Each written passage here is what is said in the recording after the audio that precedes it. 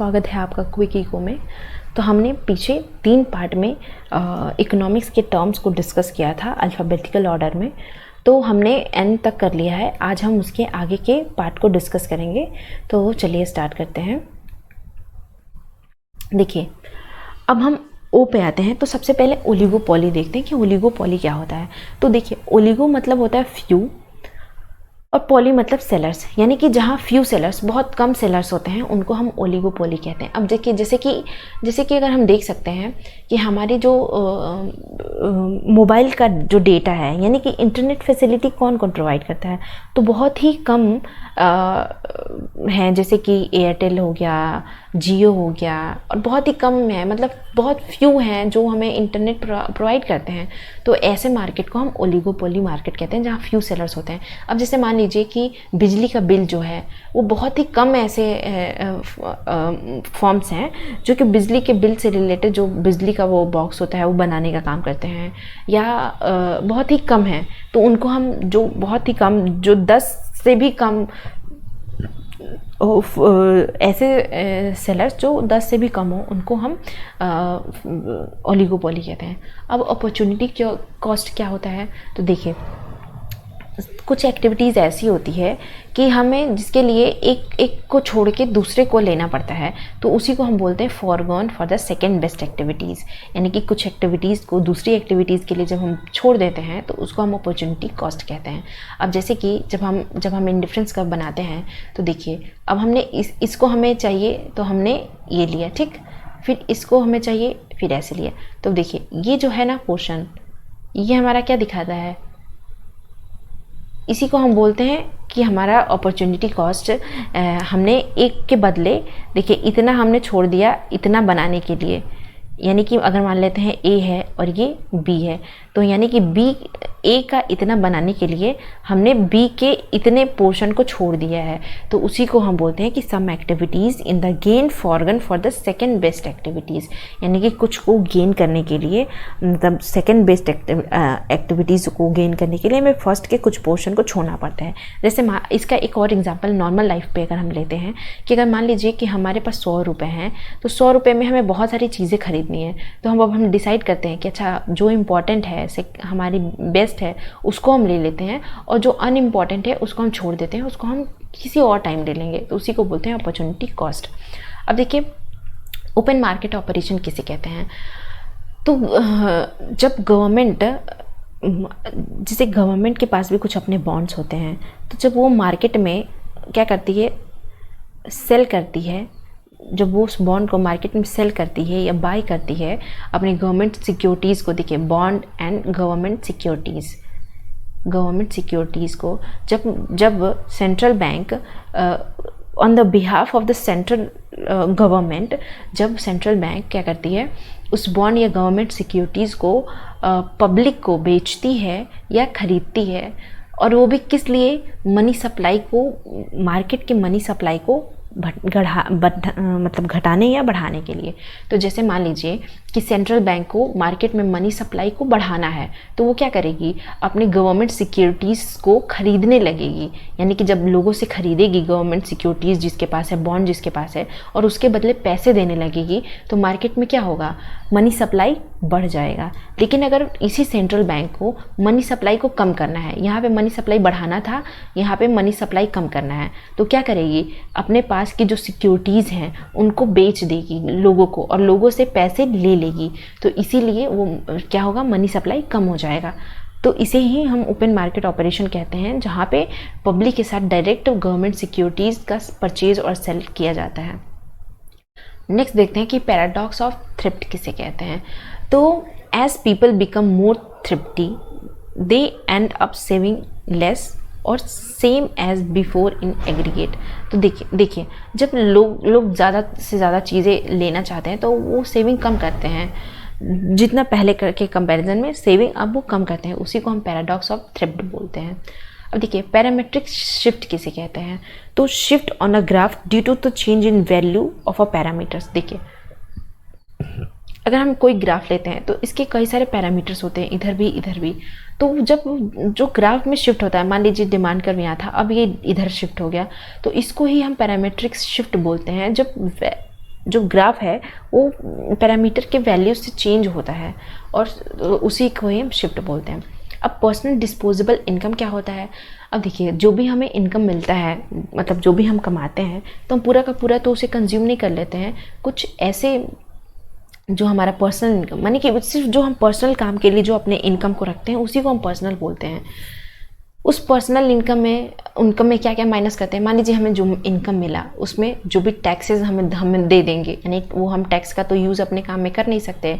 और जो भी नॉन टैक्स पेमेंट है, जैसे कि कहीं हमें फ़ाइन भरना पड़ा, कहीं हमें एक्स्ट्रा चीज़ें देनी पड़ गई सरकार को, तो उसको हम नॉन टैक्स, भले हमें टैक्स नहीं लगा लेकिन हमें पेमेंट करना पड़ रहा है, तो कुछ नॉन टैक्स पेमेंट भी हुए जिनको हमें माइनस करना पड़ता है अपने पर्सनल इनकम में से।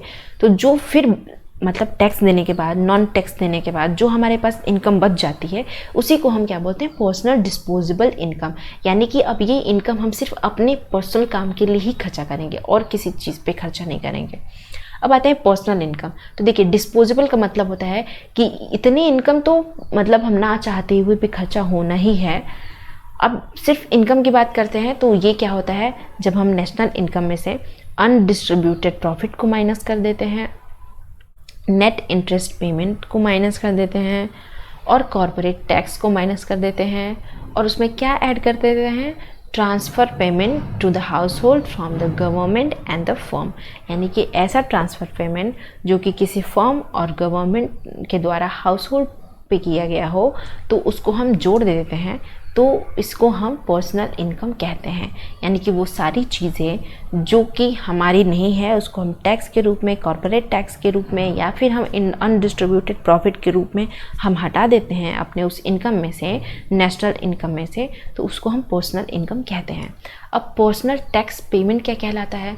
तो taxes which are imposed on individual such as income tax. यानी कि ऐसा टैक्स जो कि किसी इंडिविजुअल पर इम्पोज होता है, जैसे इनकम किसी इनकम पे इम्पोज होता है, तो उसको हम पर्सनल टैक्स पेमेंट कहते हैं। अब आते हैं प्लान्ड चेंज इन इन्वेंटरीज। यानी कि इन्वेंटरीज मैंने आपको बताया था ना, जो भी अनसोल्ड, जो भी स्टॉक हो जो अनसोल्ड हो, सेमी फर्निश्ड हो, अनयूज्ड हो, तो उसको हम इन्वेंटरीज कहते हैं। लेकिन अब उसी इन्वेंटरीज में प्लान चेंज किया जाए, मतलब प्लान चेंज करके किया जाए, तो उसको क्या बोलते हैं? तो change in stock of inventories which has अगर इन अ प्लान वे। यानी कि बहुत प्लान वे में जिसको चेंज किया जाए उसको ही हम प्लान चेंज इन इन्वेंटरीज बोलते हैं। अब present value of a bond, यानी कि बॉन्ड, किसी भी बॉन्ड का प्रेजेंट वैल्यू का मतलब क्या होता है? तो यानी कि that amount of a money which it keep today in an interest earning project would generate the same income as a sum of promised by the bond over the lifetime। यानी कि प्रेजेंट वैल्यू का मतलब होता है कि वो ऐसा interest earning, जैसे कि मान लीजिए आज हमने बॉन्ड खरीदा, तो बॉन्ड जब हमने खरीदा तो उसने बोला कि आपको 7% का इंटरेस्ट आपको इस बॉन्ड पे दिया जाएगा। तो अपनी प्रॉमिसरी के हिसाब से अगर इन फ्यूचर अगर बॉन्ड का प्राइस 6% भी हो जाता है, लेकिन तो भी वो 7% का जब वादा किया गया था कि आपको मिलेगा ही मिलेगा, उसी को हम present value of the bond कहते हैं। अब प्राइवेट इनकम क्या कहलाता है? एक ऐसा इनकम जो कि मतलब प्राइवेट सेक्टर कमाती है, उसके साथ साथ उसमें नेशनल डेथ इंटरेस्ट भी जुड़ जाता है, net factor income from abroad भी जुड़ता है, उसके साथ साथ currency transfer from the government भी जुड़ती है, other net transfer from the rest of the world भी जुड़ जाता है, उसको हम प्राइवेट इनकम कहते हैं। अब प्रोडक्ट मेथड किसे कहते हैं? तो प्रोडक्ट, देखिए, इनकम, नेशनल इनकम को मेज़र करने के लिए हमने क्या पढ़ा था? एक्सपेंडिचर मेथड, इनकम मेथड और प्रोडक्ट मेथड। ये अब प्रोडक्ट मेथड पढ़ रहे हैं। हमने 2 मेथड पहले की वीडियो में पढ़ाया है, जिसने नहीं देखा वो इसे प्लेलिस्ट में, जनरल इकोनॉमिक्स के प्लेलिस्ट में जाके देख सकते हैं। तो अब देखिए, प्रोडक्ट मार्केट में क्या है? Of calculating national income, method of calculating the national income by measuring the aggregate value of productions taking place in the economy over a period of a time. यानी कि जिस पीरियड ऑफ अ टाइम पे जो भी values है production में, उसके हिसाब से हम कैलकुलेट करते हैं नेशनल इनकम। इसके अलग अलग फॉर्मूला भी होते हैं। अभी तो मैं आपको एक छोटा सा डेफिनेशन बता रही हूँ, इसको बाद में डिस्कस करेंगे इसके फॉर्मूले के साथ जब हम नेशनल इनकम पढ़ेंगे। अब प्रॉफिट क्या होता है? देखिए, प्रॉफिट हर कई तरीके के हो सकते हैं कि जो भी एंटरप्रेन्योर्स के पास बच गया है, जितना भी उसने कॉस्ट लगाया था अपने प्रोडक्शन में, उसके बाद जो भी कुछ बच गया है तो उसको हम प्रॉफिट कहते हैं। अब देखिए, पब्लिक गुड किसे कहते हैं कि ये एक ऐसा गुड या ऐसा सर्विसेज दैट कलेक्टिवली कंज्यूम, यानी कि वो सब लोग एक साथ कंज्यूम कर सकते हैं।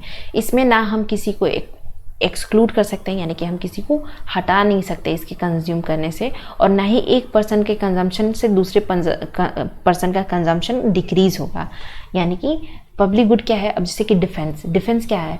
डिफेंस सबके लिए काम करता है। ऐसा तो नहीं है कि एक मतलब किसी पर्सन के लिए ही हमारी डिफेंस है या हमारी रक्षा किसी एक आदमी के लिए ही डिफेंस बनी है। नहीं, ये कलेक्टिवली हम कंज्यूम करते हैं, यानी कलेक्टिवली हम उसका फ़ायदा उठाते हैं। यानी कि डिफेंस हमारे लिए, सबके लिए है, किसी एक के लिए नहीं। अगर हम देखते हैं कि पब्लिक पार्क जहाँ पे सब जाते हैं, तो क्या पब्लिक पार्क किसी एक के जाने से एक के लिए कम हो जाएगा? वो तो कम होगा नहीं, वो सबके लिए है जहाँ पे सब जाते हैं, तो उसी को हम पब्लिक गुड कहते हैं जो सबके लिए होता है। अब परचेजिंग पावर पैरिटी का मतलब क्या होता है? देखिए, ये एक international theory of international exchange की एक थ्योरी है which hold that price of a similar good in the different countries is the same. अब देखिए, मान लीजिए कोई गुड है, अब मैं आप लोग को एक नॉर्मल एग्जाम्पल से समझा दे रही हूँ कि मान लीजिए कोई एक गुड है, कोई एक सामान है, अगर अमेरिका के $20 में वो सामान मिलता है और वो गुड इंडिया में 10 रुपये में ही मिल जाता है, तो किसकी परचेजिंग पावर पैरिटी अच्छी है? तो नॉर्मल सी बात है कि ये डॉलर है, तो नॉर्मल सी बात है कि इंडिया की परचेजिंग पावर अच्छी है कि वो उसी सामान का, मान लीजिए एक पेन है, ये पेन को अगर इंडिया में 5 रुपये में ख़रीद ले रहा है और इसी सेम पेन को जो अमेरिका है, अमेरिका इसी सेम पेन के लिए अगर हम रुपए में बात करें तो 50 रुपये दे रहा है, तो परचेजिंग पावर पैरिटी किसकी अच्छी हुई? तो इंडिया की अच्छी हुई। तो इसीलिए परचेजिंग पावर पैरिटी में इंडिया 3rd नंबर पे है। यानी कि इंडिया में भले ही हमारी जीडीपी औरों से कम है, हमारी इकोनॉमी औरों से कम है, लेकिन परचेजिंग पावर पैरिटी में हम ज़्यादा हैं, क्योंकि हम उसी पैसे में हम ज़्यादा से ज़्यादा सामान खरीद सकते हैं और कंट्री के मुकाबले। तो उसी को हम बोलते हैं परचेजिंग पावर पैरिटी हमारी कितनी है। अब आते हैं परफेक्ट कंपटीशन किसे कहते हैं? तो ऐसा मार्केट, या देखिए, परफेक्ट कंपटीशन के मतलब होता है कि जिसमें सेम तरह की चीज़ें प्रोड्यूस होती हैं, जो बायर और सेलर हैं ये प्राइस टेकर हैं, यानी कि ये खुद प्राइस नहीं डिसाइड करते हैं, ये प्राइस जो होता है उसके रूप में काम करते हैं। सेम नंबर ऑफ बायर, मतलब सेम गुड्स हो, बहुत सारे numbers of buyers and sellers हो, फ्री एंट्री हो, फ्री एग्जिस्ट हो, किसी भी तरह का मतलब मार्केट सबके लिए खुला हो कि कोई भी लोग जो है एंट्री कर सकते हो, तो ऐसे को हम परफेक्ट कंपटीशन कहते हैं, परफेक्ट कंपटीशन का मार्केट कहते हैं। अब हम आते हैं प्राइस सीलिंग पे। तो गवर्नमेंट क्या करती है? एक अपर लिमिट इम्पोज कर देती है किसी भी गुड एंड सर्विसेज के लिए। जैसे मान लीजिए अगर हम डिमांड और सप्लाई की बात करते हैं, तो डिमांड और सप्लाई यहाँ पे होती है। अगर मान लीजिए किसी का यहाँ पे है, तो इसका मतलब क्या है? यहाँ पे जो ये डिमांड है, demand is greater than supply, और यहाँ पे क्या है? Supply is greater than demand. तो यहाँ पे क्या होता है कि अब ऊपर कहीं पे अगर हमारा सप्लाई ज़्यादा हो गई है, सप्लाई अगर ज़्यादा है, तो अब उसको नीचे लाने के लिए जो है प्राइस सीलिंग की जाती है, इक्विलिब्रियम लेवल पे ले आने के लिए, कि अब इससे ज़्यादा जो प्राइस है अब आप नहीं बढ़ा सकते। तो उसी को हम बोलते हैं प्राइस सीलिंग, यानी कि एक अपर लिमिट लगा दी गई है कि अब इसके, जैसे कि देखिए, इसको प्राइस फ्लोरिंग कहते हैं। सीलिंग का मतलब क्या होता है कि पहले कम प्राइस में बिक रही थी, तो इससे बहुत सारे लोगों को लॉस हो रहा था, तो इसीलिए इक्विलिब्रियम प्राइस पे गवर्नमेंट ने सेट कर दिया कि अब इससे कम पे आप नहीं बेच सकते, ये अपर लिमिट है, तो इसलिए इसको हम बोलते हैं प्राइस सीलिंग। अब इसी तरह से प्राइस फ्लोरिंग का मतलब क्या होता है कि गवर्नमेंट इम्पोज करती है lower limit to the price may be change for a particular good और सर्विसेज। तो लोअर लिमिट जब कर देती है, जैसे कि यहाँ पे पहले प्राइस यहाँ पे बेच रहे थे, अब उसको लोअर पे कर दिया, तो इसी को प्राइस फ्लोर कहते हैं, कि गवर्नमेंट ने सेट कर दिया कि ताकि इससे बहुत लोगों को हार्म ना हो। अब प्राइस इलास्टिसिटी ऑफ डिमांड क्या कहलाती है? तो देखिए, इलास्टिसिटी भी क्या कहती है? चेंज को दिखाती है कि जितने भी हमारे डिमांड में चेंज हो, परसेंटेज चेंज इन प्राइस, यानी percentage change in demand upon percentage change in price. तो प्राइस के चेंज होने से कितना डिमांड में चेंज हो रहा है, उसी को हम इलास्टिसिटी ऑफ डिमांड कहते हैं। इसी तरह से सप्लाई की अगर बात करें तो क्वांटिटी सप्लाई में चेंज होने से, प्राइस के चेंज होने से क्वांटिटी सप्लाई में कितना चेंज होता है, तो उसी को हम बोलते हैं quantity price elasticity of supply. अब हम आते हैं प्राइस लाइन। तो प्राइस लाइन देखिए एक हॉरिजॉन्टल लाइन होती है जो रिलेशनशिप शो करती है प्राइस और क्वांटिटी में, यानी कि इस प्राइस पे कितनी क्वांटिटी है, इस प्राइस पे इतनी क्वांटिटी, इस प्राइस पे इतनी क्वांटिटी, तो ये एक स्ट्रेट लाइन है, इसी को हम बोलते हैं प्राइस लाइन। अब देखिए प्रोडक्शन फंक्शन किसे कहते हैं। तो प्रोडक्शन फंक्शन जो है ये एक मैक्सिमम क्वांटिटी ऑफ आउटपुट है जो can produce by using a different combination of the output, यानी कि अलग अलग कॉम्बिनेशन, आउटपुट के अलग अलग कॉम्बिनेशन से अलग अलग इनपुट को अलग अलग इनपुट के कॉम्बिनेशन से अलग अलग आउटपुट को प्रोड्यूस करता है, उसको हम प्रोडक्शन फंक्शन कहते हैं। अब देखिए प्रॉफिट, मैंने वहाँ भी बताया है कि प्रॉफिट कई तरीके से हो सकते हैं। यहाँ पे difference between firms total revenue and cost, यानी कि जितना कॉस्ट हुआ और जितना रेवेन्यू मिला उसके बीच में जो भी आता है उसको हम प्रॉफिट कहते हैं। नेक्स्ट चलते हैं रियल एक्सचेंज रेट। अब हमने पी कर लिया, अब हम आर पे आ गए। रियल एक्सचेंज रेट किसे कहते हैं, तो the relative price of a foreign good in terms of domestic good, यानी कि ऐसा जो प्राइस ऑफ फॉरेन गुड्स है वो डोमेस्टिक गुड्स के टर्म्स में, मतलब उसकी कितनी प्राइस है, उसी को हम रियल एक्सचेंज रेट कहते हैं। जीडीपी किसे कहते हैं, तो जीडीपी जो है हमेशा एक कांस्टेंट प्राइस पे एवेल्यूट की जाती है, उसको हम रियल जीडीपी कहते हैं। और नॉमिनल जीडीपी किसे कहते हैं, जब हम करंट प्राइस पे देखते हैं, और ये रियल जीडीपी जब हम कांस्टेंट प्राइस पे देखते हैं। अब रेंट क्या है, तो रेंट क्या है, जो भी हम पेमेंट करते हैं किसी भी सर्विस का, जैसे कि हमने कोई लैंड लिया, इस पे अगर हम कुछ काम कर रहे हैं तो उस लैंड के बदले जो हमने पेमेंट दिया उसके लैंड ओनर को, उसी को हम रेंट बोलते हैं। ठीक, ये एक नेचुरल रिसोर्सेज के लिए ही दिया जाता है। अब आते हैं रिजर्व डिपॉजिट रेशियो। तो रिजर्व डिपॉजिट रेशियो क्या होता है, एक fraction of the total deposit, total deposit का एक फ्रैक्शन होता है which commercial bank keep as a reserves, यानी कि देखिए कमर्शियल बैंक क्या करती है, कुछ रिजर्व अपने पास रखती है, कुछ रिजर्व आरबीआई में दे देती है। तो जो रिजर्व कमर्शियल बैंक अपने पास रखती है अपने टोटल डिपॉजिट का एक कुछ भाग, उसी को हम बोलते हैं रिजर्व डिपॉजिट रेशियो। अब हम आते हैं रीवैल्यूएशन। देखिए एक होता है एवैल्यूएशन, डीवैल्यूएशन और एक होता है रीवैल्यूएशन। तो रीवैल्यूएशन का मतलब होता है कि अ डिक्रीज इन एक्सचेंज। देखिए ये बहुत ही इंपॉर्टेंट आप लोगों के लिए है ये डेफिनेशंस, जो कि अक्सर हम पढ़ने के टाइम हम ये सारी चीज़ें हमें नहीं पता चलती कि रीवैल्यूएशन क्या है, बार बार देखना पड़ता है, इसलिए मैंने आपको एक साथ देने की यहाँ पे कोशिश की है। तो देखिए रीवैल्यूएशन होता है a decrease in the exchange rate in a pegged exchange rate system which make the foreign currency cheaper in terms of the domestic currency, यानी कि जब फॉरेन करेंसी डोमेस्टिक करेंसी के बदले में ज़्यादा चीप हो जाए तो उसको हम रीवैल्यूएशन कहते हैं। देखिए या तो हमारी कंट्री क्या हो जाए, ज़्यादा हो जाए। अब इसका एक एग्जांपल देके मैं आप लोगों को समझा देती हूँ। जैसे मान लीजिए एक डॉलर की कीमत है 60 रुपये, ठीक। अगर इस $1 की कीमत 60 रुपये है और नेक्स्ट टाइम क्या होता है, $1 की कीमत जो है 50 रुपये हो गई, तो हमारी करेंसी क्या हो गई, रीवैल्यू हो गई, मतलब रीवैल्यू।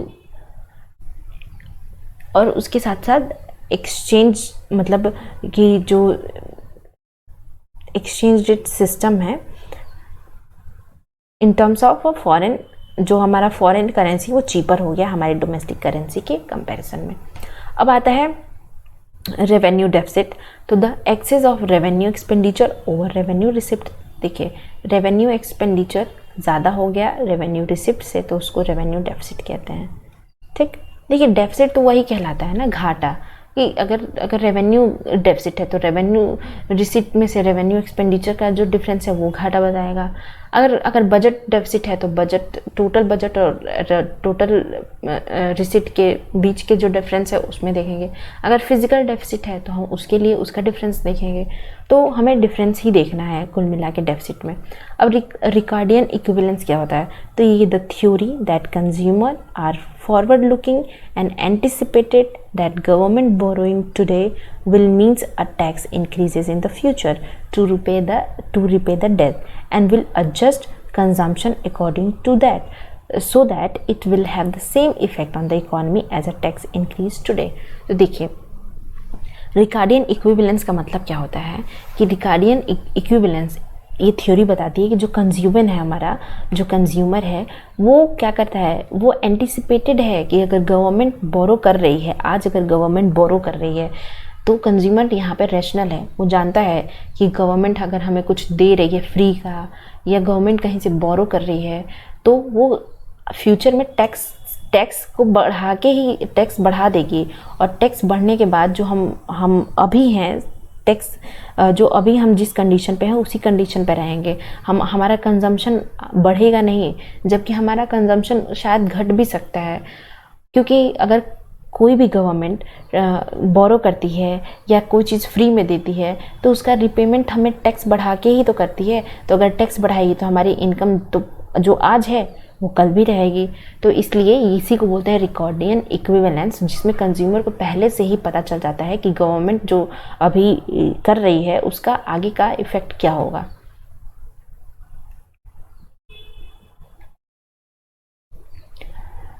तो इसी को बोलते हैं रिकॉर्डियन इक्विवेलेंस। तो thank you so much student, आज के लिए इतना ही। अब हम आगे वाले वीडियो में इसके बाकी के जितने भी अल्फ़ाबेट से रिलेटेड इकोनॉमिक्स टर्म्स छूट गए हैं उनको हम करेंगे। तो thank you so much and